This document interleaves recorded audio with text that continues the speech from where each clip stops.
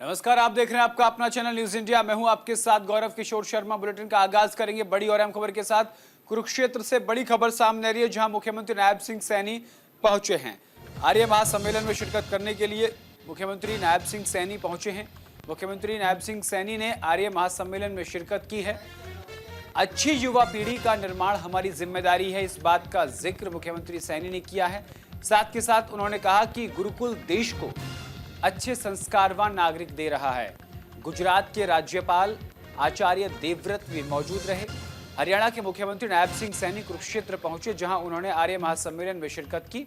उन्होंने कहा कि महर्षि दयानंद की सोच थी कि समाज ऊंच नीच जात पात रहित हो, और कहा कि गुरुकुल के माध्यम से नागरिक देशभक्त और संस्कारवान बन रहे हैं। इस दौरान गुजरात के राज्यपाल आचार्य देवव्रत भी मौजूद रहे।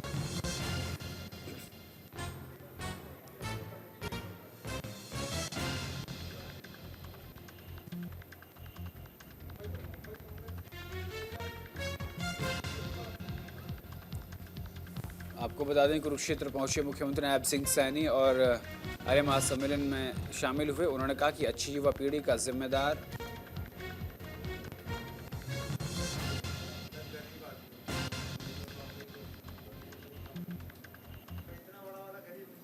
लाखों लोगों की संख्या में भारत के आदरणीय प्रधानमंत्री जी ने प्रारंभ किया था और उसी कार्यक्रम की एक श्रृंखला आगे बढ़ाते हुए दिल्ली प्रदेश में एक बहुत बड़ा सम्मेलन किया था, जिसमें आदरणीय देश के गृह मंत्री श्री अमित शाह जी आए थे।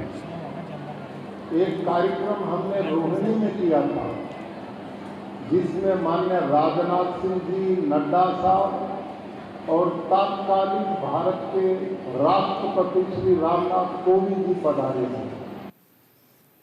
मुख्यमंत्री नायब सिंह सैनी ने कुरुक्षेत्र के दौरे के दौरान कनिपला गांव में बीजेपी के सदस्यता अभियान की शुरुआत की। इस दौरान मुख्यमंत्री सैनी ने ग्रामीण जनसभा को संबोधित करते हुए कहा कि कांग्रेस एक तरफ देश को जोड़ने की यात्रा लेकर चलती है, लेकिन उसके अंदर कुछ और है। अंदर से वो देश को तोड़ने का काम करती है। मुख्यमंत्री ने बीजेपी के सदस्यता अभियान का शुभारंभ करते हुए लाडवा के लोगों से अपील की, हल्के के प्रत्येक घर से सदस्य बने और हल्के से 1 लाख सदस्य के रूप में बीजेपी से जुड़ने का काम करें। उन्होंने कहा कि कांग्रेस का जो चेहरा और चरित्र मुख है, वो जनता के सामने स्पष्ट रूप से दिखाई दे रहा है। फिरने की बात हो, कोई भी समस्या होगी, उसका समाधान करने का जिम्मा अब हमारा है और गति से करने का कार्य करेंगे। आज आप लोगों के बीच में मैं धन्यवाद भी करने के लिए आया हूं। और एक कार्यक्रम हमारा चल रहा है, भारतीय जनता पार्टी की सदस्यता का अभियान चला हुआ है।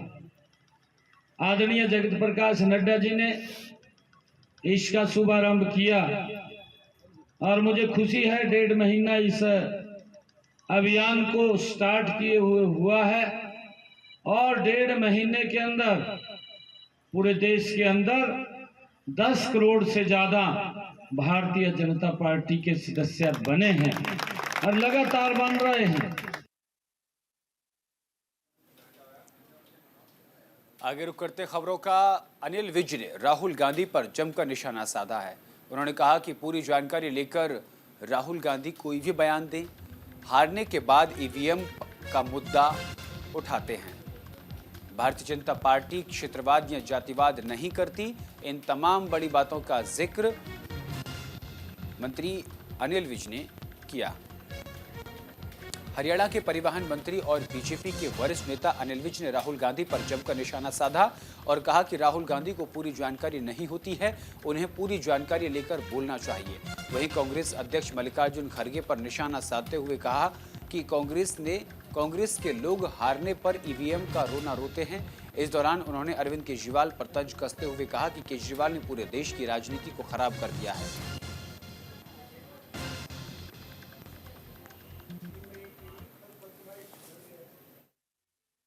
भारतीय जो कर ढांचा है,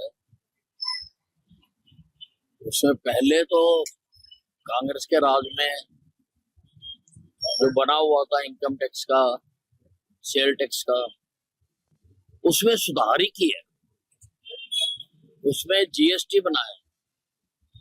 और राहुल गांधी को पता नहीं है कि राहुल गांधी जी की सरकारों के भी प्रतिनिधि उसमें बैठते हैं उस सभा में, और वो ही जीएसटी काउंसिल ही बनाती है कानून।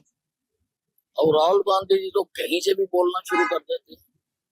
पहले सारे सब्जेक्ट की जानकारी लेनी चाहिए, फिर किसी पर टिप्पणी करनी चाहिए। देखिए, अब तो सुप्रीम कोर्ट भी कह चुके हैं कि सरकारों को ये मुफ्त चीजें बांटने पर सोचना चाहिए।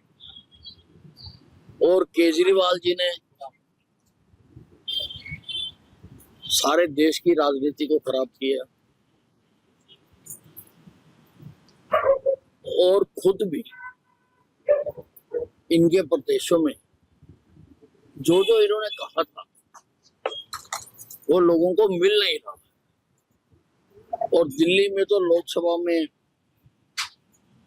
7 की 7 सीटें हराकर लोगों ने संदेश दे दिया कि केजरीवाल जी की नीतियां ठीक नहीं है।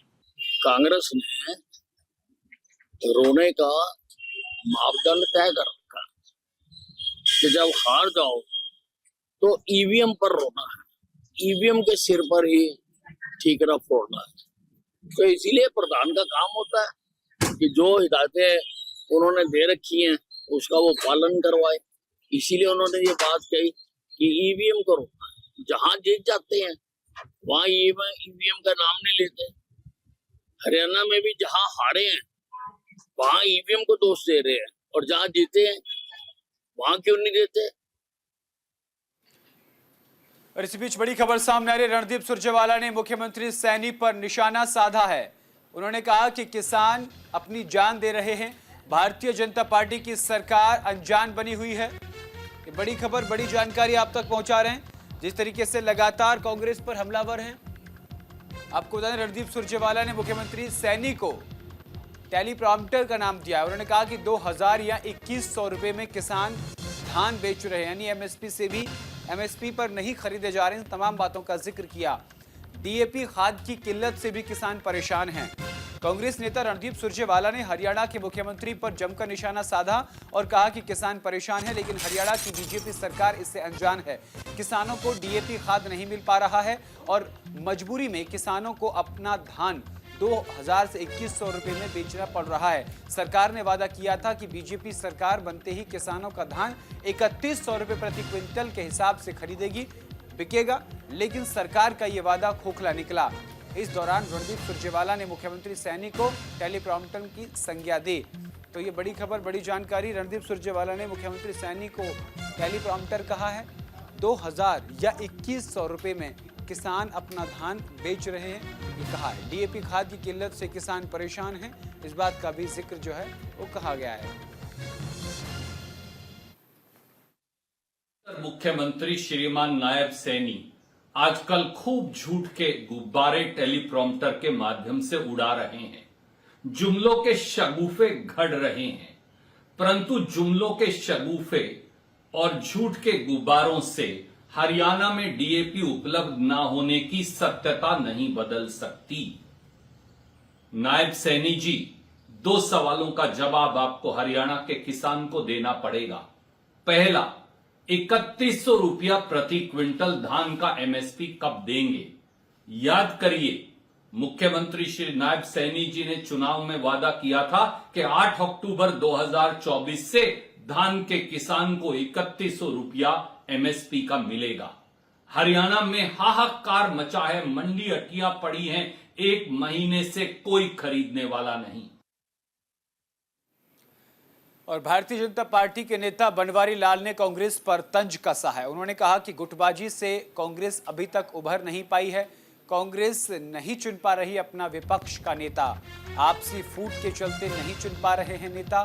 प्रदेश में नहीं हो रही है डीएपी खाद की कमी। आपको बता दें कि बीजेपी नेता और पूर्व मंत्री डॉक्टर बनवारी लाल ने आज रेवाड़ी में जनसभा को संबोधित किया। इस दौरान कार्यक्रम में शामिल हुए। जहां कार्यकर्ताओं ने उनका जोरदार स्वागत किया। आपको बता दें कि डॉक्टर बनवारी लाल बीजेपी की सदस्यता अभियान के तहत रेवाड़ी पहुंचे थे। इस दौरान भीम पार्क में उन्होंने डॉक्टर भीमराव की प्रतिमा पर माल्यार्पण भी किया और कांग्रेस पर जमकर निशाना साधा। उन्होंने कहा कि कांग्रेस पार्टी में गुटबाजी के चलते वो अपना विपक्ष का नेता नहीं चुन पा रहे हैं। वहीं डीएपी खाद की किल्लत को लेकर उन्होंने कहा कि प्रदेश में डीएपी खाद की कमी नहीं है।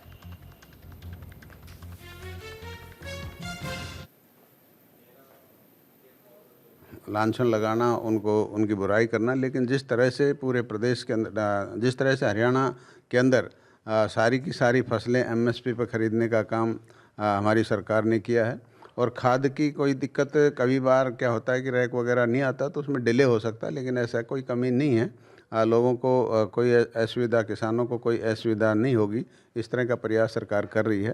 तो विपक्ष अगर अच्छा काम करती, अगर कांग्रेस अच्छा काम करती तो अभी चुनाव में उनको बहुमत मिलता, जनता उनको चुनती।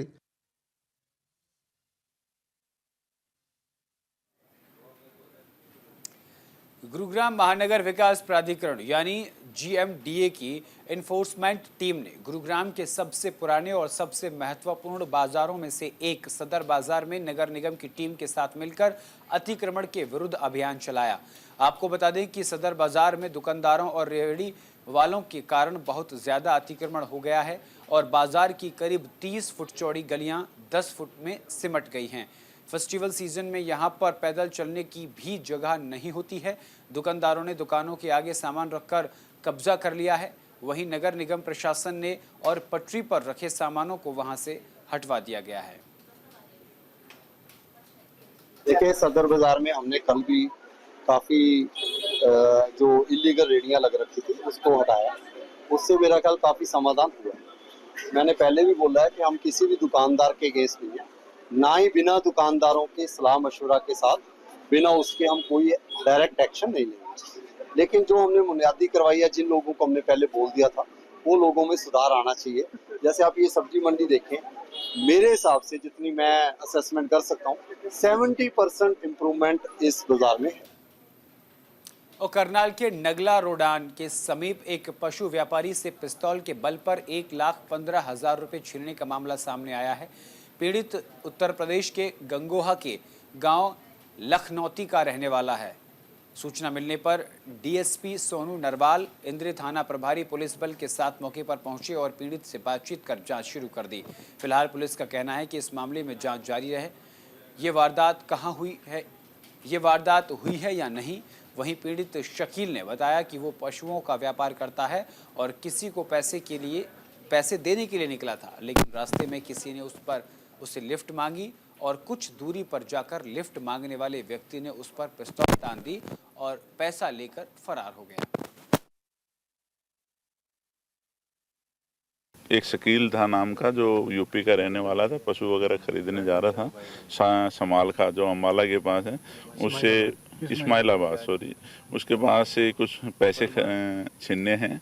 जो ये बता रहा है इसके अनुसार कि रोडान से कोई लड़का इनके साथ बैठाया, इसने अपने आप ही खुद ही, और बाद में आके बताता है कि यहाँ आकर के मेरे साथ वारदात किए, लेकिन सरकमस्टांस ये नहीं बोल रहे हैं, क्योंकि ये कह रहे हैं कि मेरे 1,15,000 रुपये लिए। इसकी जेब में और पैसे भी थे, वो बिल्कुल सुरक्षित है, मोटरसाइकिल सुरक्षित है, मोबाइल सुरक्षित है। ये 2-2:30 बजे की बात है। उसके बाद में वापस ये अपने परिवार के पास फ़ोन करके चला जाता है और 4-4:30 बजे फिर पुलिस को कॉल करते हैं। तो ये जाँच का विषय है।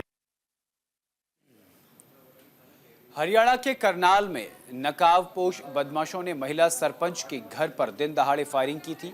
इस दौरान सरपंच के ससुर को गोली लग गई। सूचना पर पहुंची पुलिस ने जांच शुरू कर दी। वहीं अब इस मामले में पुलिस को बड़ी सफलता हाथ लगी है। पुलिस ने मामले में 3 आरोपियों को गिरफ्तार कर लिया है। इस मामले में मां, बेटा और एक रिश्तेदार को गिरफ्तार किया गया है और पुलिस ने आरोपियों को कोर्ट भेज दिया है, जहां कोर्ट ने मुख्य आरोपी को 12 नवंबर तक रिमांड पर भेज दिया है। सरपंच के पिताजी पे गोलियां चली थी, हवाई फायर भी किए थे जी। तो उसमें हमने 3 लोगों को अरेस्ट किया है जी। एक पुलिस रिमांड पे है 12 तारीख तक। ये साजिश करता है, इसको एक आरोपी को भी गोली लगी थी आपस में ही जी। इन्होंने नशा किया हुआ था, आपस में भी गोली लगी थी जी। तो उसको ये उसका भांजा है मेन आरोपी का जी मनीष कुमार है जी रंगरोटी खेड़ा से है। ओके ये गोली मारने के बाद इसके पास गए हैं जी। एक दिन पहले इसने रेकी भी की है उनके साथ। चलिए सीधा झारखंड के रांची का रुख करते हैं, जहां प्रधानमंत्री नरेंद्र मोदी रोड शो कर रहे हैं। क्या कुछ कह रहे हैं सुनवा।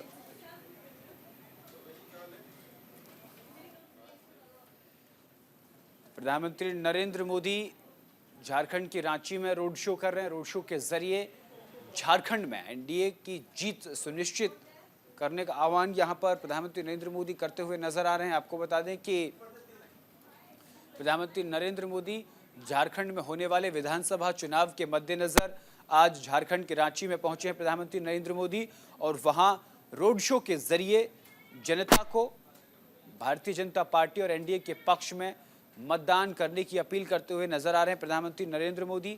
ये तस्वीरों में आप देख सकते हैं किस तरीके से रांची की सड़कों पर जन सैलाब जो है वो उमड़ रहा है। प्रधानमंत्री नरेंद्र मोदी की एक झलक पाने के लिए जो लोग हैं वो सड़कों पर खड़े हुए नजर आ रहे हैं। लोगों के हाथ में भारतीय जनता पार्टी का झंडा है, साथ के साथ प्रधानमंत्री नरेंद्र मोदी के हाथ में कमल का निशान है, और इसी के जरिए वो ये संदेश देने की कोशिश कर रहे हैं कि कमल के निशान पर ही वोट दिया जाए। प्रधानमंत्री नरेंद्र मोदी के रोड शो के दौरान जगह जगह उनके ऊपर पुष्प वर्षा हो रही है, और भारतीय जनता पार्टी के कार्यकर्ता उनका गर्मजोशी के साथ स्वागत करते हुए नजर आ रहे हैं। तो ये तस्वीरें हम आपको सीधे झारखंड के रांची से दिखा रहे हैं, जहां प्रधानमंत्री नरेंद्र मोदी रोड शो के जरिए झारखंड में भारतीय जनता पार्टी और एनडीए की सरकार बनाने का दावा करते हुए नजर आ रहे हैं। आपको बता दें कि प्रधानमंत्री नरेंद्र मोदी झारखंड के दौरे पर हैं। आज उन्होंने झारखंड में जनसभा को संबोधित करने के दौरान झारखंड मुक्ति मोर्चा और कांग्रेस पर जमकर निशाना साधा। उन्होंने कहा कि झारखंड को लूटने का काम झारखंड मुक्ति मोर्चा और कांग्रेस ने किया है। साथ के साथ उन्होंने माटी रोटी और बेटी का मुद्दा भी आज झारखंड में उठाया, और इसी के तहत वो जनता को संबोधित करते हुए नजर आए। प्रधानमंत्री नरेंद्र मोदी का रोड शो की तस्वीरें हम आपको दिखा रहे हैं। चलिए रुक करते हैं खबरों की ओर। हिमाचल प्रदेश के कांगड़ा की वंशिका गोस्वामी ने यूथ वर्ल्ड बॉक्सिंग चैंपियनशिप 2024 में स्वर्ण पदक जीतकर भारत का नाम अंतर्राष्ट्रीय स्तर पर रोशन किया है। आपको बता दें कि यह प्रतिष्ठा टूर्नामेंट 25 अक्टूबर से 5 नवंबर के बीच कोलोराडो यूएसए में आयोजित हुआ, जहां वंशिका ने अपने दमदार प्रदर्शन से सभी का दिल जीत लिया। इसी को लेकर हमारे सहयोगी जीवन कुमार ने वंशिका गोस्वामी से खास बातचीत की। आइए सुनवाते हैं वंशिका गोस्वामी ने क्या कुछ कहा। नमस्कार, आप देख रहे हैं न्यूज इंडिया और आपके साथ मैं हूं जीवन कुमार। जैसा कि आप अपनी टीवी स्क्रीन पर देख पा रहे हैं, वंशिका गोस्वामी, अपनी पहले तो इंट्रोडक्शन दीजिए पूरे देश को।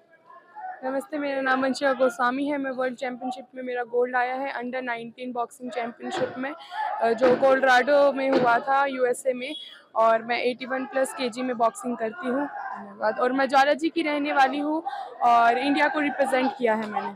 हिमाचल की बेटी का बहुत गर्व भरा क्षण, कैसे देखते हैं हिमाचल प्रदेश में बॉक्सिंग को? कहीं ना कहीं इंफ्रास्ट्रक्चर की कमी देखी जाती है, आपने अपने सपने को कैसे पूरा किया?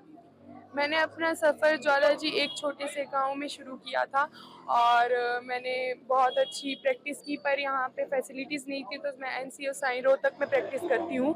हरियाणा और रोहतक, एनसीओ साई रोहतक में मैं प्रैक्टिस करती हूँ। और अमनप्रीत कौर मैम मेरी प्रैक्टिस करवाते हैं, वो हमारे हेड कोच हैं, यूथ वुमेन के हेड कोच हैं अमनप्रीत कौर, और मैं उनके पास प्रैक्टिस करती हूँ, और इस वजह से ही मेरा गोल्ड आया। अभी छोटे हैं, अंडर 19 खेला, तो बचपन कहाँ पे बीता, किस तरह से कहाँ पर पढ़ाई हुई, और अभी क्या कर रहे हैं आप? अच्छा, अभी मैं बीए फर्स्ट ईयर कर रही हूँ ज्वाला जी में, और ज्वाला जी में ही मेरा है कॉलेज, वहाँ पे फर्स्ट ईयर कर रही हूँ। पारिवारिक दृष्टिकोण हमेशा रहता है कि हमारा बच्चा इस लाइन में जाए, कहीं ना कहीं खेलों को अभी भी कमतर देखा जाता है, लेकिन आज बहुत बड़ा एक साधन बन गया है कमाई का भी। तो आप परिवार से कितना साथ मिला आपको? मेरे पेरेंट्स मुझे बहुत सपोर्ट करते हैं, मेरे पापा मुझे बहुत सपोर्ट करते हैं। उन्होंने ही मुझे बॉक्सिंग के लिए बोला था, और वो भी गेम्स में थे, तो उन्होंने मेरा सपने क्या है वंशिका? मेरे बॉक्सिंग, बस अब मेरे को ओलंपिक 2028 वाला ओलंपिक में गोल्ड लाना है। धन्यवाद जी आपका। आपने वंशिका को सुना, कहते हैं कि आगाज जो अच्छा हो अंजाम बुरा के हो, नादान है जो कहते हैं अंजाम खुदा जाने। आज के लिए बस इतना ही। गैंगस्टर अर्श डाला के 2 शूटर गिरफ्तार हो चुके हैं। दोनों शूटर गुरप्रीत सिंह की हत्या में शामिल थे। ये बड़ी खबर, बड़ी जानकारी आप तक पहुंचा रहे हैं। जसवंत सिंह गिल की हत्या में भी ये दोनों शामिल थे। डीजीपी गौरव यादव ने एक्स पर पोस्ट करके इसकी जानकारी दी है। कनाडा में छिपे हैं गैंगस्टर अर्श डाला। कनाडा में छिपा है अर्श डाला। पंजाब के फरीदकोट में गुरप्रीत सिंह की हत्या में शामिल गैंगस्टर अर्श डाला के 2 शूटरों को पंजाब पुलिस ने एक ज्वाइंट ऑपरेशन में गिरफ्तार किया है। दोनों शूटर ने कनाडा में बैठे गैंगस्टर अर्श डाला के कहने पर ग्वालियर में जसवंत सिंह गिल की भी हत्या की थी। वहीं पंजाब पुलिस के डीजीपी गौरव यादव ने एक्स पर पोस्ट कर बताया कि स्पेशल ऑपरेशन सेल यानी कि SSOC anti gangster task force और फरीदकोट पुलिस के ज्वाइंट ऑपरेशन में मिलकर दोनों शूटरों को गिरफ्तार किया गया है। ये दोनों शूटर कनाडा में बैठे गैंगस्टर अर्श डाला के लिए काम करते थे। इन दोनों ने ही फरीदकोट में गुरप्रीत सिंह का मर्डर किया था।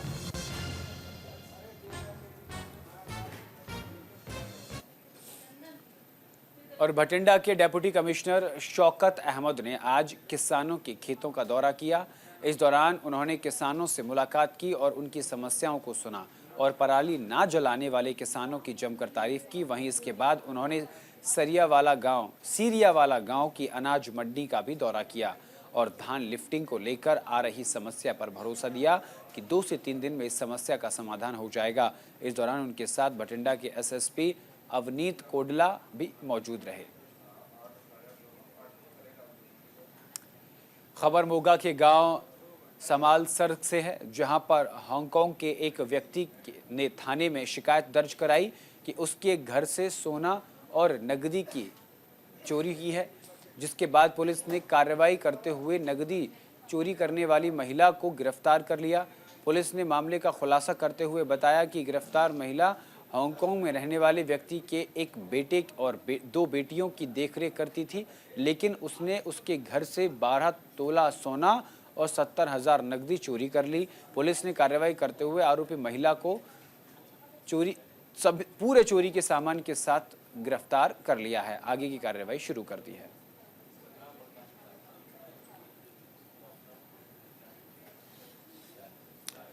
गढ़शंकर के गांव मेरावाली में हुए ट्रिपल मर्डर की घटना के बाद रोडमजारा गांव में एक युवक की गोली मारकर हत्या कर दी। ग्रामीणों ने जानकारी देते हुए बताया कि रोडमजारा निवासी बलविंदर सिंह अपने खेतों में काम कर रहा था। मोटरसाइकिल पर सवार होकर 4 युवक आए। उनमें से एक ने बलविंदर को गोली मार दी। गोली सीधे उसके सीने में लगी, जिससे वो गंभीर रूप से घायल हो गया। उन्होंने बताया कि बलविंदर और उसके 2 साथियों ने गोली चलाने वाले एक युवक को पकड़ लिया, लेकिन वो भागने में सफल रहा। बलविंदर को सरकारी अस्पताल गढ़शंकर लाया गया, जहां डॉक्टरों ने उसे मृत घोषित कर दिया। वहीं पुलिस ने आरोपियों की तलाश शुरू कर दी है।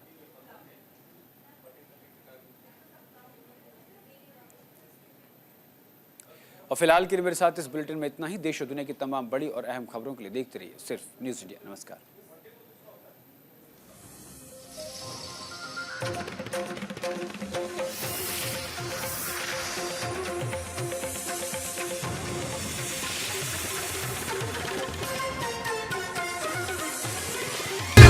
जिंदाबाद, जिंदाबाद, जिंदाबाद।